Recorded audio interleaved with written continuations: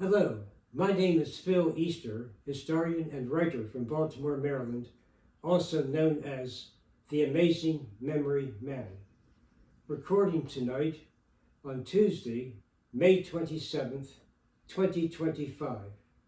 This is story number 74 on my YouTube channel, which is Phil Easter, the Amazing Memory Man.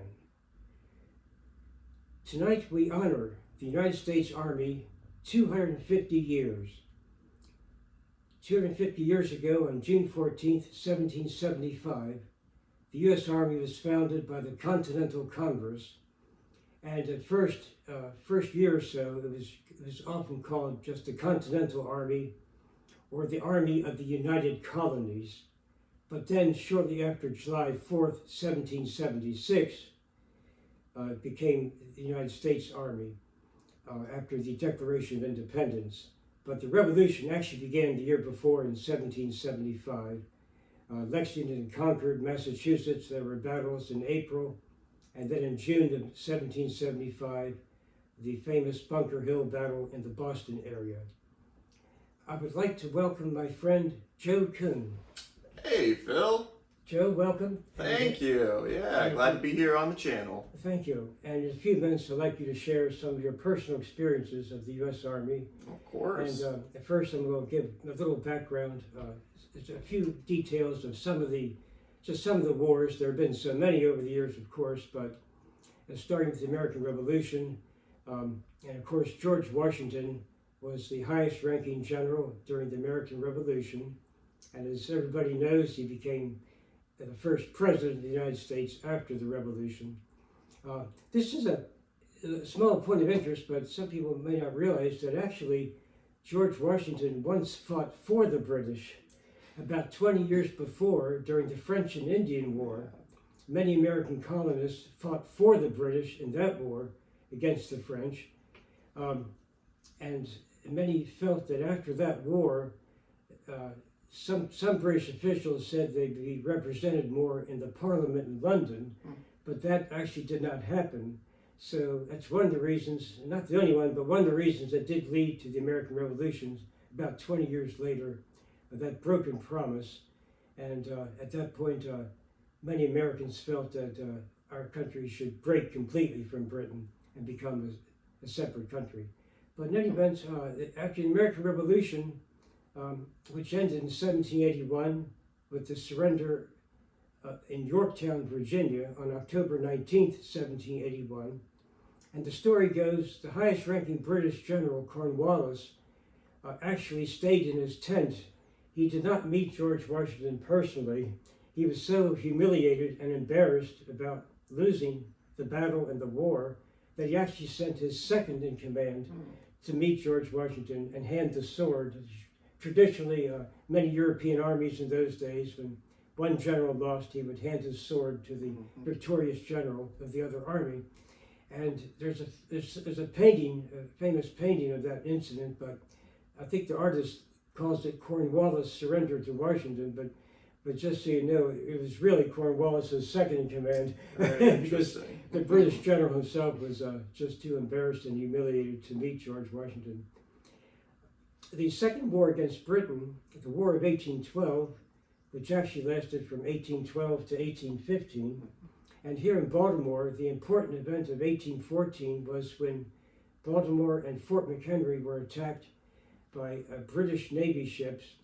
The Royal Navy was bombarding Fort McHenry for about 24 hours in September of 1814, when Francis Scott Key, a Maryland lawyer, was on one of the British ships trying to arrange a prisoner exchange. Some Americans had already been captured by the British, but the captain of the ship said, well, we're now about to commence the battle. I cannot let you go back to shore now, but I promise you I will after the firing ceases, no matter what the outcome. But early in the morning of September 14th, 1814, Francis Scott Key was so happy to see the American flag still flying at Fort McHenry. And the British withdrew after about 24 hours. And of course, he famously wrote the Star-Spangled Banner, which at first was actually just a poem And later, people started to sing that. He first wrote it, and it was published in a Baltimore newspaper shortly after that. It was actually called In Defense of Fort McHenry, and later renamed the Star-Spangled Banner. And I have one of the photos in the background here I put up of the flag that often flies at Fort McHenry even nowadays, especially during special ceremonies they have a couple times a year, honoring the events of 1814, is a flag that has 15 stars and 15 stripes, because that's how the flag was at the time of the Battle of Fort McHenry in 1814. Our nation was 15 states at that time. But later, as we added more states, more stars, they realized the flag could not keep adding more stripes. It was just be too clumsy a flag, so many. So they went back to 13 stripes. But as you know, we have 50 stars now for the 50 states. This year marks 160 years since the Civil War ended in 1865. And many people are aware of the two most famous generals of that war, Ulysses Grant for the Union and Robert E. Lee of the Confederacy. But another interesting figure of the American Civil War was a Union officer who did fight at Gettysburg named Joshua Lawrence Chamberlain. He was a colonel at the time. He was a professor of rhetoric at Bowdoin College in Maine before the war began, and joined the Union Army after the war began, and was given the rank of colonel. Now, the Battle of Gettysburg lasted 3 days, July 1st, 2nd, and 3rd, 1863. And the overall Union commander was General George Meade, and Robert E. Lee was the Confederate general of the Confederate forces who did fight at Gettysburg. But Joshua Lawrence Chamberlain, a colonel at the time, his unit was on top of a hill, and at some point they'd run out of ammunition. But he came up with this ingenious idea of a bayonet charge running down the hill. At least there were bushes and trees on that hill, so that helped that the Confederates could not see real well at first, all these soldiers running down the hill. And even though the Confederates still had ammunition, the Union soldiers did not, but they surprised the Confederates in this particular maneuver, a tremendous achievement, and they killed some and actually captured many Confederate soldiers. At one point, Chamberlain confronted the top Confederate officer of that unit, and the officer aimed his pistol at Chamberlain, but it misfired or something, it just didn't go off, whatever. And then the Confederate officer handed Chamberlain his pistol and said, "Sir, I am your prisoner." So it was a rather bold maneuver, and Joshua Lawrence Chamberlain was promoted to Major General later on. I just think he's one of the more interesting figures of the Civil War. Here, a college professor, but really rose to the occasion when it really mattered as a Union officer. This year marks 80 years exactly since World War II ended, the greatest war in history. And I just recently did a story about VE Day, when the European part of the war ended on May 8th, 1945. The war was half over at least, but the war against Japan continued for 3 more months until August 1945. And a few months from now, as we get closer to August 15th date, I will do a story called VJ Day, the end of World War II completely, when America triumphed. And the surrender ceremony was on September 2nd, 1945, on the U.S. battleship Missouri in Tokyo Bay, as General MacArthur, who was not only the highest American general in that part of the war, he was called Supreme Allied Commander in the war against Japan, but also Commander, Allied, of all Allied nations working together. And Great Britain and Australia, especially those 2 countries, had many military soldiers and naval personnel helping us in the war against Japan, which ended 80 years ago this year. World War II was over.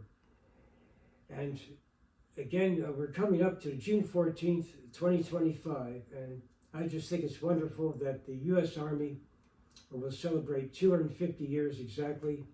I would also like to point out that the Navy and Marine Corps, 2 other military services, were also founded in the same year, 1775. the Navy was exactly October 13th, and the Marine Corps was November 10th. And I think later this year, I would like to do some stories about the Navy and Marine Corps too. All three of these great military services, founded in 1775, this year marking 250 years. Well, Joe, would you like to share a few of your experiences in the Army and maybe even at Syracuse University where you went too for Sure ROTC? thing. Yeah. So like Phil said, I did Army ROTC, or Reserve Officer Training Corps, down up at Syracuse University. And I spent 4 years there learning a whole bunch of leadership, as well as just going to college, being a normal college student. But every Friday we would go out and learn some squad exercises, and you could be in different leadership positions and just kind of learn small basic unit maneuvers and things like that, just to kind of get your confidence up for when you might be going out to do some of the bigger things later on in life. Right. So at the end of my 4 years there, I graduated and became a second lieutenant in the United States Army. What year was that, Joe? So that was in 2013. Okay. And yep, so I was a commissioned officer. Right. And the very first thing that I did about 6 days after I graduated was drove out to Oklahoma to my basic officer leadership course. That was where I learned how to be a field artillery officer. Oh. So that consisted of a lot of going out into the field, watching some cannons shoot, and getting to do all the different duties of a gun lineman, as well as going out to the field and doing some observing of fire. So getting to call in fire from way out on a hilltop and getting to watch it explode everywhere, which was pretty cool. Well, sure. Yeah, a lot of fun there. And then I was really fortunate and got to go to Hawaii as my first duty station. Okay. My first position there was as a fire support officer. So again, going back to that basic officer leadership course, it was dealing with calling in fires and being an observer. So a lot of times you think of artillery, you can always think of you need eyes to see them and you need ears to hear them. Well, we were definitely the eyes. So we were always the ones that had to observe where the artillery was actually falling. So this meant we got to go out with the infantry a lot, and we were partnered right along the infantry and got to do a lot of really cool exercises. Even got to go to Louisiana for a while and spent about 30 days out in the field there doing all sorts of cool stuff, including a live fire. Do you remember what time of year that was, possibly? That was in May, so it was already pretty hot. Yeah, Louisiana, and really, really rainy. Right. So pretty crazy. But after that, I was a platoon leader of a field artillery platoon. So I had 3 different cannons and different sections of cannons.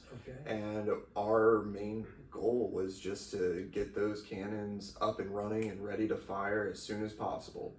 So we got to do a really cool exercise, which was an air assault, where a Black Hawk helicopter came down, picked up one of our cannons, flew it over to a certain area, dropped it down. We got it all spun up and simulated fire towards the enemy, and then it picked it back up and flew us back to the landing zone.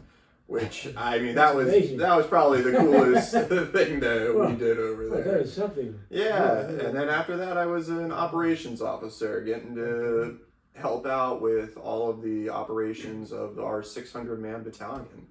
But yeah, that was my experience for my 4 years that I served in the Army. Oh, that's something, really. Yeah. This operation you did with the helicopter and the cannon, was that Louisiana? That was in Hawaii. So we got to fly all over Hawaii and then land up at the North Shore and come right back down. It was really, really cool. Oh, wow. Yeah, there were some training areas that we got to go to. That's really neat. that's some experience, and Definitely. but you lived in Hawaii for several years, didn't you? Yeah, right about 3 years. Oh, that must be nice. It was amazing. I miss it a lot. I would definitely go back. Now, I'm sure you must have seen Pearl Harbor. Yes, so one of the really cool things was my wife and we actually lived in a town called Aiea, Okay. which is sitting basically right on Pearl Harbor, and we lived in one of the high rises that overlooked Pearl Harbor, and we got to see it every morning. Yeah. Oh, that's touching. And, Yeah, it was very that beautiful. memorial there. And all Yeah, definitely. Very yeah. touching. Yes, really. Well, Joe, I want to thank you very much. Yeah, well, thank you for having me on here and sharing getting your to experiences share a little bit. of your experiences in the United States Army, and we look forward to the June 14th celebration this year. United States Army, 250 years old. This is Phil Easter, the Amazing Memory Man. We will see you next time for story number 75, another story on another subject. Thank you and good night. Thank you.